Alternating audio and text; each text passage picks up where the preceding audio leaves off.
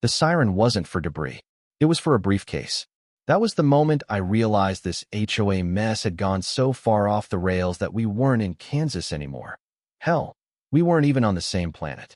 A bailiff escorted Brenda, our legendary HOA president, right out of the courtroom after she tried to present what she called Exhibit Question, a Ziploc bag full of driveway gravel, which she claimed, under oath, was hard evidence of my so-called criminal construction. The judge, who already looked like he'd seen too many seasons of Judge Judy, pinched the bridge of his nose and let out a sigh so long it should have been measured on the Richter scale.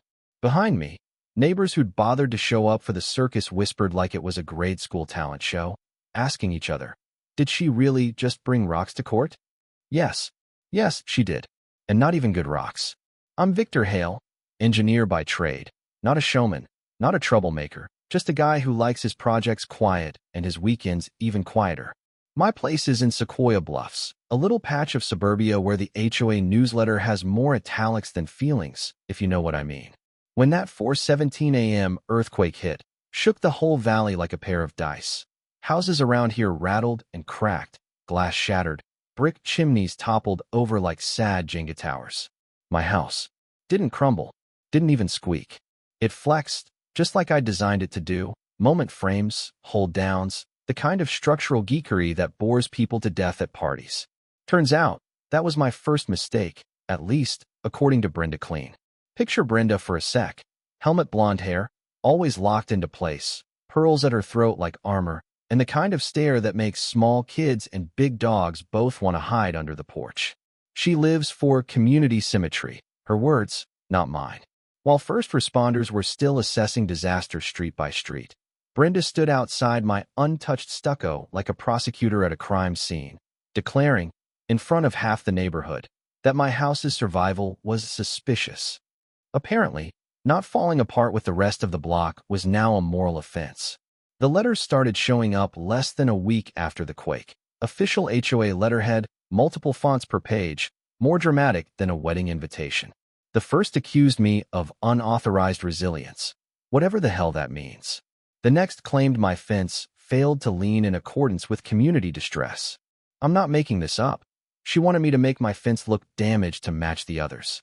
The third, my personal favorite, stated that my roses were boastful since they hadn't died like everyone else's. Survival, apparently, was a sin. And then, because Brenda doesn't know how to quit, she hit me with a civil lawsuit. $5 million. The charge? Siphoning plate tectonics. Secretly reinforcing my home without HOA approval, thereby undermining the shared catharsis of neighborhood recovery. Yes, the word catharsis was in the actual paperwork. That's when things went from absurd to full-blown Kafka. Brenda didn't stop at paper. She started her Justice for the Crumbled campaign, clipboard in hand, organizing sidewalk meetings in front of my house, pointing out my intact windows as if they were evidence of a cover-up. Rumors started. Some folks said I'd bribed the inspector, others whispered about illegal shock absorbers, and my personal favorite, the theory that I'd magnetized the earth under my house to repel seismic waves. The conspiracy energy in this place was wild. And, I kid you not, Brenda was out there at midnight, taking pictures of my foundation with a ring light and a level, measuring the angle of my chimney with a protractor, like she was hunting for clues on a Netflix special. For times my doorbell cam caught her standing on the sidewalk, just staring at my house, shaking her head with this look of moral disappointment, like I'd personally offended gravity. 3 weeks post-Quake, Brenda delivered her piece de resistance, a stack of expert reports from the Pacific Seismic Fellowship, complete with charts, graphs, official seals.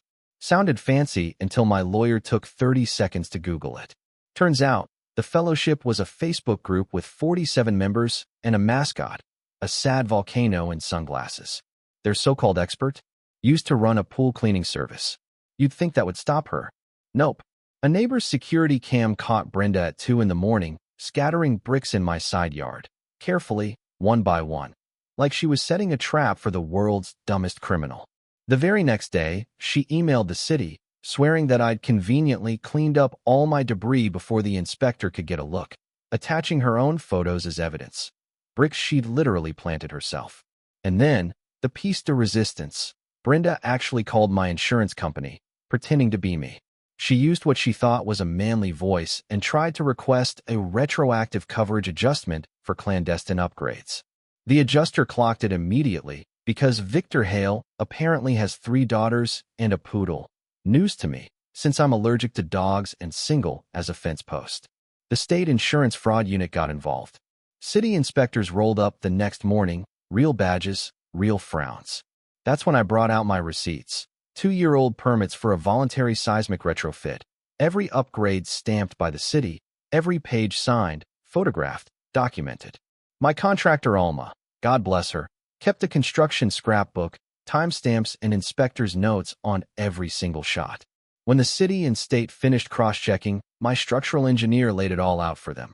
My house survived because I'd built it to code. No magnets, no voodoo, just steel, bolts, math, and a little bit of foresight. Not that Brenda cared. The state traced her insurance call to her office phone, then found an email where she actually typed, "If his house falls socially, it might as well fall physically." That was the nail in the coffin. Judge threw out Brenda's $5 million fever dream with prejudice. My counterclaims went forward: insurance fraud, evidence tampering, malicious litigation. Suddenly, the city attorney and state insurance fraud unit both wanted a seat at the table. Brenda's lawyer looked like he'd rather be anywhere else. Hawaii, Antarctica, the trunk of his own car. When he tried to claim she was just a concerned citizen, the judge deadpanned. Do concerned citizens usually plant evidence and impersonate neighbors for insurance fraud? Court day became a neighborhood matinee. People showed up with popcorn. Literally, I saw 3 bags. The prosecutor played Brenda's brick-sprinkling footage at half speed with classical music. The whole courtroom lost it. Next came audio of her coaching a board member. "Shake it harder. We need to sell the narrative." The city inspector rolled in a cart stacked with so many permit binders. It looked like a wedding cake made out of paperwork. My engineer brought a tabletop house model to demonstrate sheer walls, wobbled it for the court. When the thing didn't even flinch, folks actually clapped. Imagine applauding earthquake engineering in court.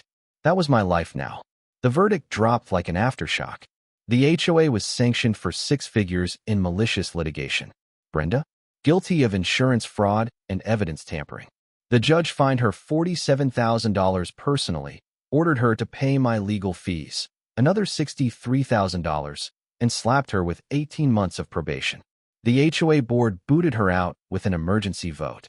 But that wasn't enough for the judge. He tacked on 300 hours of community service, installing earthquake straps and seismic retrofits.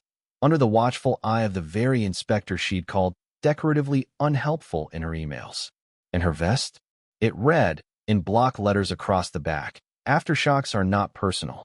She stood there, face pale as a ghost, clutching her purse like it might try to escape, and when the judge asked if she understood her sentence, she barely managed a whisper.